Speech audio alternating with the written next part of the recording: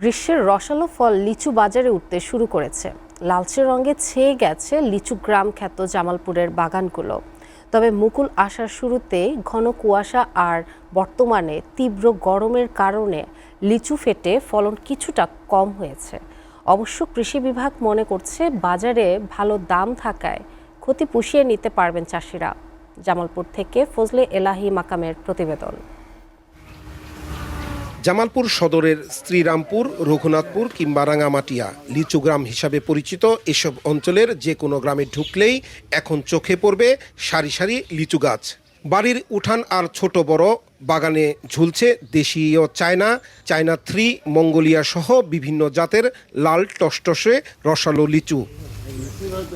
তবে এবার ফলন নিয়ে কিছুটা বিপাকে পড়েছেন চাষিরা। তারা জানান, মুকুল আসার শুরুতে ঘন কুয়াশা আর বৃষ্টির কারণে প্রথমে ক্ষতি হয়, আর এখন তীব্র গরমের কারণে লিচু ফেটে যাচ্ছে গাছ থেকে। ফলে গত বছরের তুলনায় এবার ফলন অনেকটাই কম। মুকুল অনেক আসছিল, আসার পরে আপনার জুড়ি জুড়ি করে বৃষ্টি সারাক্ষণ পড়তেই থাকতো। পড়ার পরে বৃষ্টি পড়ার পরে এই লিচুর মুকুলগুলো জুড়ে পড়ে গেত। আমাদের আবার লসের দিকে, এবার আবার আমাদের ভালো নাই, যাই আছে পোকাপাখি হয়েছে। ফলন কম হলেও বাজারে লিচুর চাহিদা ও দাম ভালো থাকায় কিছুটা স্বস্তিতে আছেন বাগান মালিকেরা। শেষ পর্যন্ত আবহাওয়া অনুকূলে থাকলে ভালো লাভের আশা করছেন তারা। তো মুজাফরি জাতের গাছগুলো যাতে আরো বাড়ানো যায়, কলম করে আরো এর উৎপাদনটা বাড়াবো গাছ। মুজাফরি লিচুগুলা ভালো হয়েছে, বৃষ্টির কারণে বড় বড় হয়েছে, তারপরে দামও ভালো। চাইনা তিরি তারপরে বেদানা নিয়েছে কিনে ঠিক নাই, ঠিক নাই কিনে লিচু লস হয়ে গেছে, বৃষ্টি দিয়ে এই লিচু ঠিক আছে।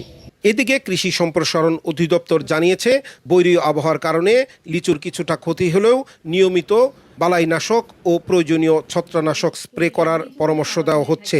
এতে ফলন বিপর্যয় রোধ করা সম্ভব। যখন মুকুল আসা শুরু করে তখন আমরা কৃষকদেরকে পরামর্শ দিয়ে থাকি যে একটা অন্তত কীটনাশক অথবা কীটনাশকের পাশাপাশি তারা যেন অবশ্যই একটা ছত্রাকনাশক ব্যবহার করেন এবং মোটামুটি অন্তত লিচু এবং আমে 2 বার যেন তারা এই কীটনাশক এবং ছত্রাকনাশক ব্যবহার করেন। চলতি বছরে জামালপুরের 60টি উপজেলায় প্রায় 368 হেক্টর জমিতে লিচুর আবাদ হয়েছে। সব সংকট কাটিয়ে ভালো দামের উপর ভর করে লিচু চাষিরা এবার হাসিমুখে ঘরে ফিরবেন, এমনটি প্রত্যাশা সবার। ফজলে আলাইহি মাকাম, এসএটিভি, জামালপুর।